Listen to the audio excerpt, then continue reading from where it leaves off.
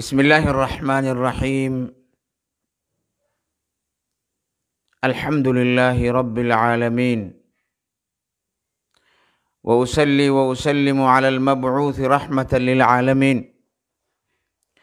وحجة على الخلائق أجمعين محمد وعلى آله وأصحابه أجمعين. السلام عليكم ورحمة الله وبركاته. hiriyoota kiyya kabajamtootaaf jaalatamtoota qaqqaalii dhihaa adduniyaatii fi bahaa adduniyaa tana bakkuma jiraattan hundattuu salamtan tiyyatan onni irraa buqqaate isin hadha qabduun isiniin jee obboleeyyan islaama. Alhamdulillahi rabbil aalamiin. Baga rabbiin subhaanahu wa ta'aalaa irra caalaa ummata nabi Muhammad rabbinu taahi subhaanallah. Nabiyyul عالمين، خاتم النبيين، إمام المرسلين، الذي أثنى الله عليه وإنك لعلى خلق عظيم. بقى ربي نبيين فارسي أمال بريد أم فارسي أنبيوني ورد درادوبا ولدام آتران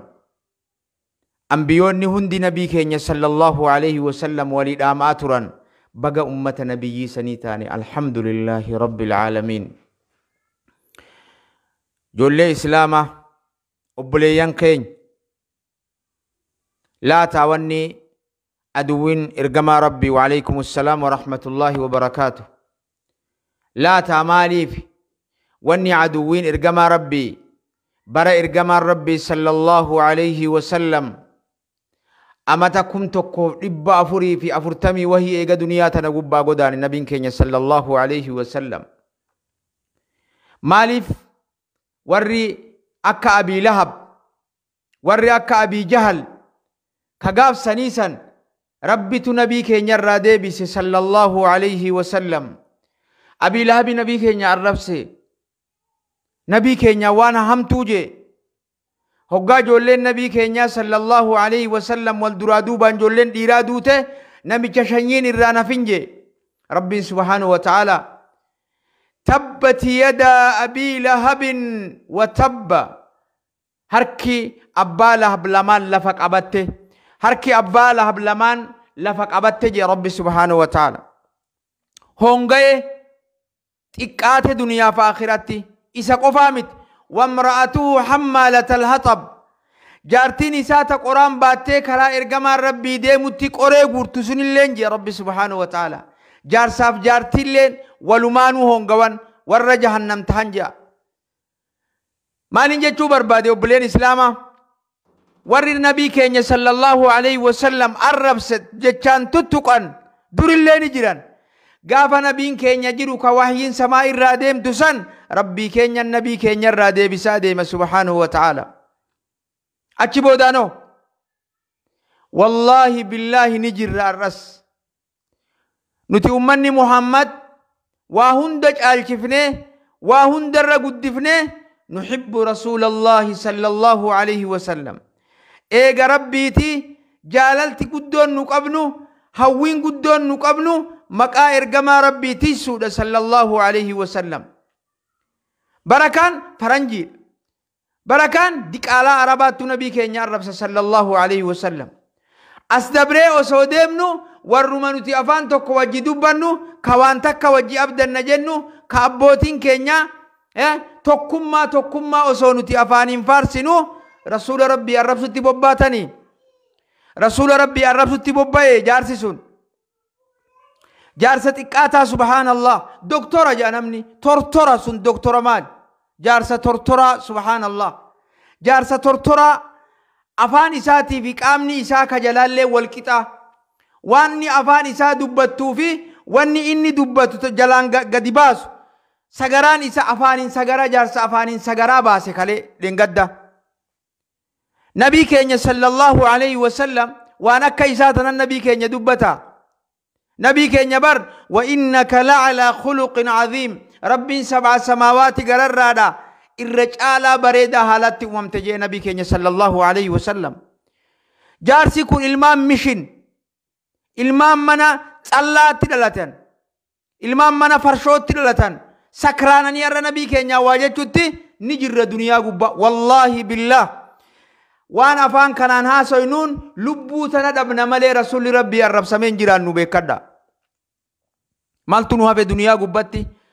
Namicha nama adii tokko barreesse kitaaba sanillee nama adii tokko barreesse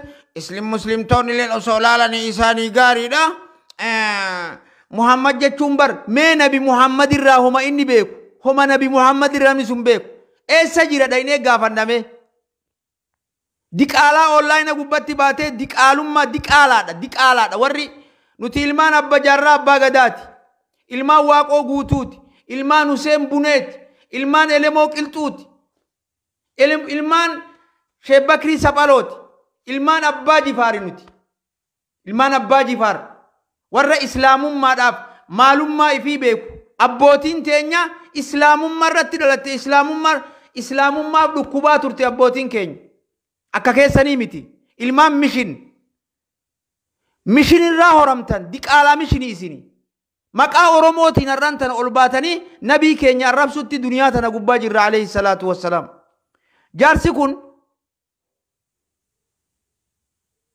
Jaarsi kun umrii tanaan nuti yoo barbaachisaa tahe diigamni keenya jarraa abbaa gadaatii fi qabsaa'ota kaanii fi waan amma leencoo fa'aa diigamni sababaan isaanii sababaa tanaa bar nama akka keetitti Oromoo diigee bar jaarsa diqaalaa jaarsa arrii salphattu arrii mukarrattuu ni baatiif sirratti baateeti.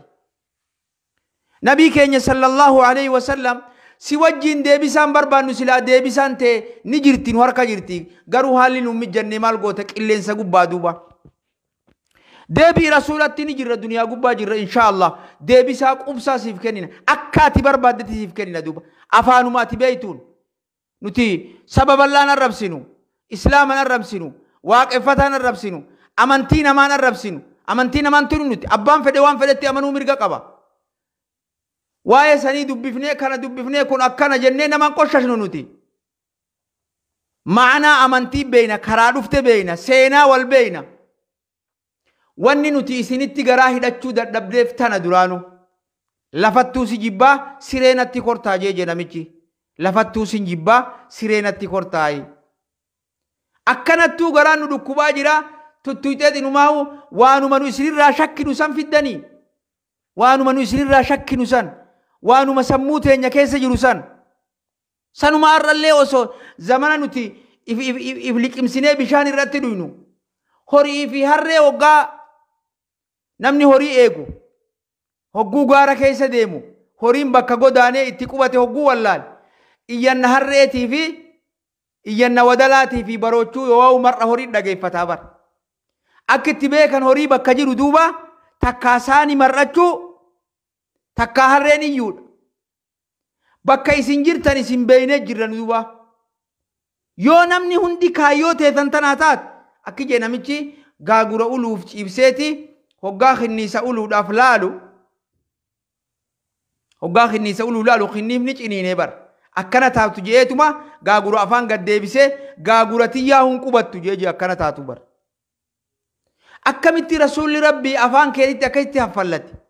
Akkamitti afaan isaatti inumaahu Naasir Hamzaadha Ustaad Naasir Hamzaadha ka yeroo hunda tokkummaa haasa'u Ustaad Naasir Hamzaa waa'ee tokkummaa Oromoodha. Maaliif garaan isin gubata hogguu mucaa Joohar ji'an kana dubbatan maqama Muhammad kana hogguu dhageessan nama maqaan Muhammad hogguu dhageessan maa dhiigni isin danfasi warra Wallaggaa kan maal taatan maali qabsoon isin qabsooytan qabsoo abbootii teenyatu Bahaar Argeetii fi Baalee gammoojjii Baalee keetti allaatti nyaachaa turte. Mee waanuma saba kanaaf gootan nu hima. Yoo akkanatti ol baatanii waa arrabsuu fi waa xiqqeessuu taate malee. Maaliif afaan keessan kanatti kabajaan goon? Maaliif bakka jirtanii fi madaala irra jirtan maaliif yaaddaniin dubbanne gidee dubbattan? Amma hayyuun guddaan kana nama guddaadha namichi kun. Namichi ol bahee nabii keenya sallallahu alayhi wa sallam ergamaa aalamaa arrabsu kun nama fayyaati namni kun nama dura deemuun malee. Yeroo gabaabduu keessatti namicha kana yoo ka dhugaawwan wanjennu kana waliin qabnu tokkummaa sabaatii fi waliin jirru taate yaada isaatii fi miidiyaa irratti nu dhihaate takkaawu itti gaafatamummaa nu fudhate itti nu gaafatamuu qabda yoo dhugaawwan jennu tun ka waliin jirru taate itti nu gaafatamuu qaba itti gaafatama jabaa itti gaafatama jabaa fudhatame addunyaa gubbatti islaamni argee garaan keenya fayyuu qaba akkanatti ammoo garaan keenya arrabsamee nabiin keenya tuqamee sallallahu alaihi wasallam aboo deemaa funyaani nu baha yoo jaarsi sun itti nu gaafatamuu baate isinoo warri hoggaatan ol baatanii lallabdan maaliif calliftan nin galatoonfadha weellisaa oromoodha sabboonaa dhugaadha Khadir martuu maqaa saba oromootiin maqaa ummata islaamaatiin maqaa nabii keenyaatiin galatoomin sinjaa Khadir keenya galatoomi Khadir galanni keen badii wallah weellistoota oromoo warra gizeetaan shubbisaa oolu ka gizeetaan olii gadi oriyaa oolu maqaan isaanii islaama takkaa nama maqaa nabii dubbatu waan fedhellee ta'u Khadir martuu malee hin garre duubaan maaliif xiqqolleen dhukkubne nabii keessaniif sallallahu alaihi wasallam maaliif akka ummatan jirree taatan رسول ربي تبر صلى الله عليه وسلم كان في زمن النبي صلى الله عليه وسلم بعدما هاجر النبي صلى الله عليه وسلم المدينة كان شاب يقال له قربا مكان سائن يتجر بيته عبد الله بن عنيس رضي الله عنه كان عمره 17 عمر نساء أمكد تربة خالد.الهجلي كان فارسا من قريش أو فارسا من فرسان العرب جمع في مكة نما ولدتك أبيه والله لأقتلن محمد أجيس جيبر رسول ربي باني صلى الله عليه وسلم والله لأقتلن محمدا نمنا وجين ديمو بربادا عرفت أكنت رفتن جيدوبا عرفت أكنت رفتن جي أمني عربا والقاي فسمع النبي صلى الله عليه وسلم في المدينة فقال رسول الله صلى الله عليه وسلم والله إن أجيس نتسي أجيس جاءني جي رسول ربي صلى الله عليه وسلم صلوا على حبيب الله صلوا على محمد صلوا على حبيبنا وقرة أعيننا الذي أرسله الله رحمة للعالمين إرجم ربي رتنا جاء في رحمة أنجلاسا جولتين يدوب صلى الله عليه وسلم فداك أمي وأبي وأهلي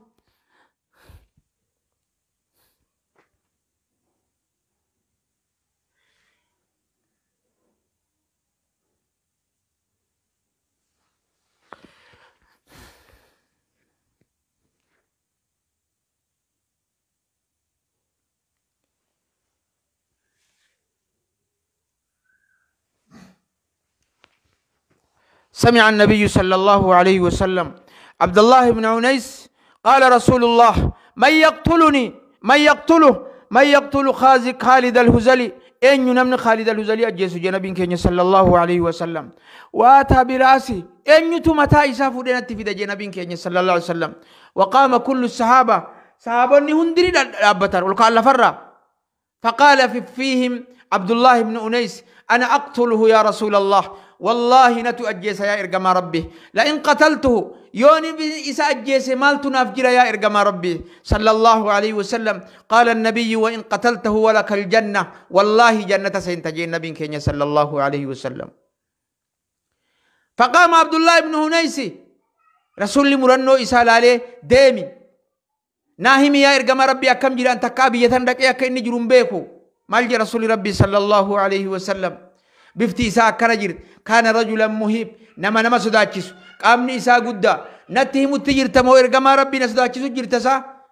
نمتش ناهم ملتو إساء تنجي ملي فذهب إلى المدينة وحده إلى المكة وحده كوبا إساء بي مدينة الراخة غير مكة كجيل دوبا والله أكدك إتودك سينان نانديرتا أكدك إتودك متى إساء مدير رسول ربي تفيد صلى الله عليه وسلم أرد إيرا كانت الدنيا قبادة بمي تنا فرشاني ورّي أفاني ساني فرشودا ورّي أفاني ساني حرق إيدا إلمان منت الله كيست الرسول ربي الرب صلى الله عليه وسلم ورّي منت الله دا هذا فباني ساني الله دويد فرشو دويد رسول ربي أفاني ساني أفان سكرانا سانين وان قلبي لساني يد إرجما ربي تنجان صلى الله عليه وسلم مالي بكنت إرجما ربي جرا إسان جبا مالي بيوقاتي كوجان واي ما رسول ربي هاسوان واي في ما ناسوين إفي فوبا كجيران إفو والله لنيتي مدالا إفي ما ناسوين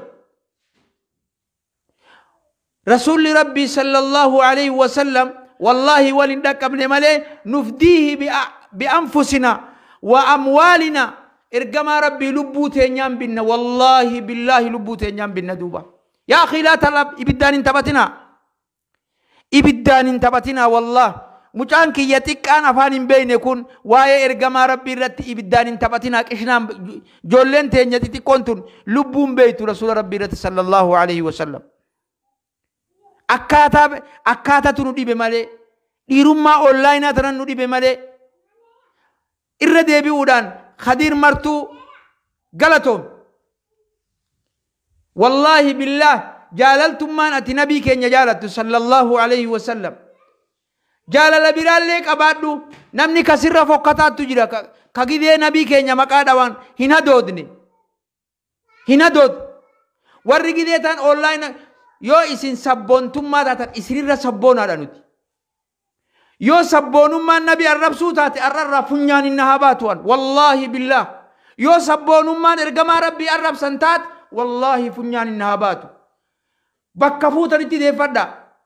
waan yoo huccuu taate nin baafadhaan yoo sabboonummaan ergamaa rabbii jibbuu fi ergamaa rabbii xiqqeessuu taate sabboonummaa nabiin keenya keessatti xiqqaatu wallaahi arras hin barbaadu boris hin barbaadu هم بربادوان رسول ربي صلى الله عليه وسلم ويوم الشفاعة الكبرى وياسا شفاعة إساني ربي راكا جيل صلى الله عليه وسلم ما نقول سبونمان يو والبين يو والكبن osoo isin beeynu isin kabanya barnuti osoo waan isin taatan beeynuti isin kabanya bar tokkummaa sabaatu diigama jenne tokkummaa saba kana addaan facaa jenne ni beeyna abbaa qabsoodha abbaa qeerroo oromoodha abbaa gooticha oromoodha Joohar Muhammad takkaa doolaaraaf hin bitamin takkaa doolaarri isan shawwadin biyya san taa'ee nagayaan jiraatu osoo isin taate biyya saniif hunduftan isin beeynaati gootota onlaayinaa warri dhumaa jiru khabiraati isin duuba afaanin udaantan bakka biraa teessanii qilleensa irratti afaanin udaantan maaltu laga kana isin naqe maaliif hogguu waa'ee rasuulaatiif waggaa maqaa Muhammad dubbatan dhiini keessan isin danfa maal isin godhe nabiin keenya sallallahu alaihi wasallam goota akka jarraa abbaa gadaa sanas baase nabiin keenya jarran abbaa gadaa bar aalima elemoon qilxuu bar aalima nadi gammadaa bar aalima Sheekh Bakrii Sabaloo bar hadiisa nabii keenyaattu akka itti goota godhe isaa akka sammuu qaree bar gootowwan islaamaa warri baha oromiyaa irraa lubbuu isaanii umrii isaanii qabsotti fixan kun islaamaa bar alaabaa adda bilisummaa oromoo tagidee barbaadan isin qilleensa irratti ol baatanii gubdan tana isaantu dalagee bar alimman islaamaattu dalagee bar maaliif akka qoodan qabne hoggaa qabsoo teenya hoggaa nyaataaf kaatan teessanii jechuudha isintu fudhate akkasii yaa dabre zamanni soomana wal fursiifnu sun dabre zamanni nabii keenya arrabsinu sun sallallahu alaihi wasallam qabsoo bilisummaa barbaanna jenneet jaarsa akka kaleetan faa wajjin sabboonummaa himanna jaarsa abbaan amaaraa kahaati walaayitaa san asliin isaa qoradhaame oromoon akka nabii keenyaan akkasin jettu abbaan gadaa oromoodha bar ka Booranaa gaafa du'aaf deemu wanni inni saba oromootiif dhaama'aa ture bar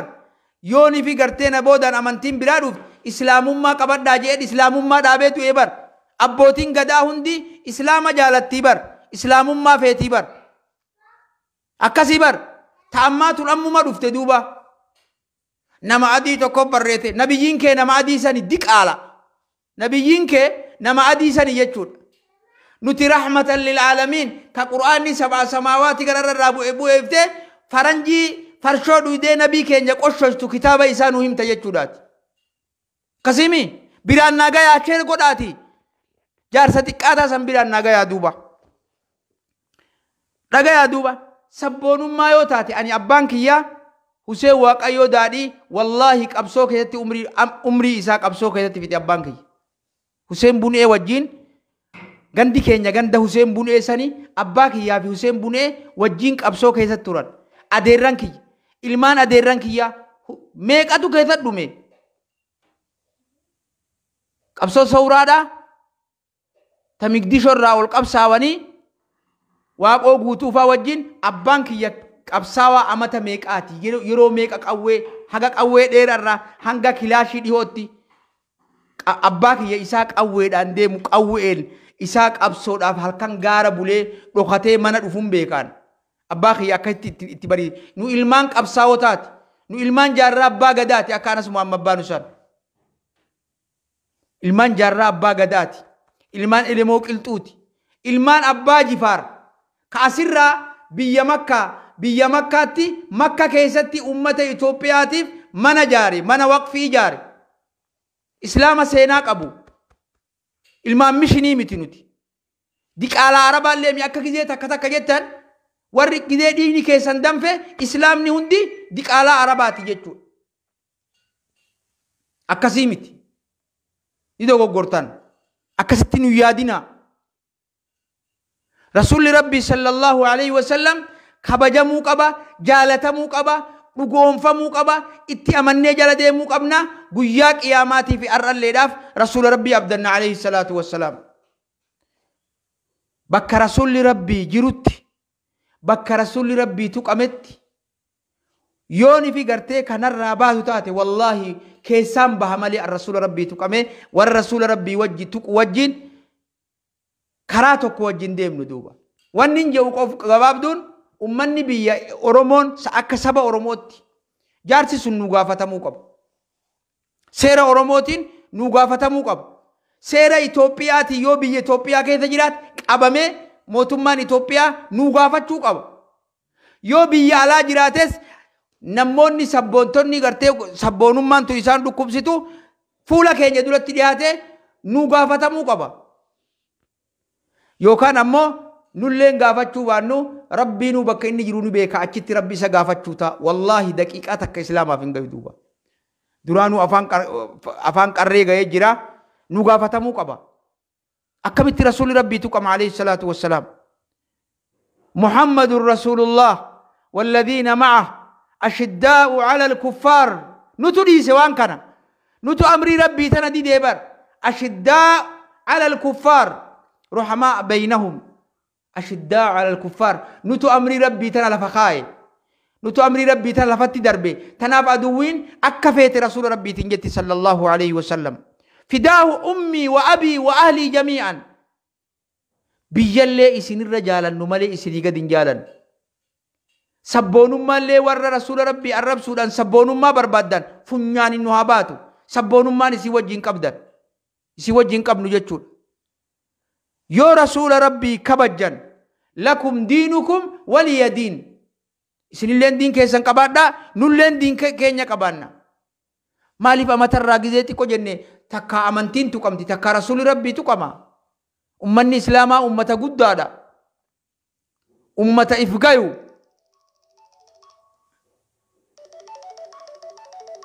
تناف إن شاء الله أبوليان كيا حاجة جبانو ديبس رسول ربي صلى الله عليه وسلم نمي تسر ربي سها أبار سلمتي أصون تر ربي تيسانو هاجر سيسو والله أصون تر تنمي تسني ربي نو هاجر سيسو رسول ربي تقامه نتي رسول ربي كتقامه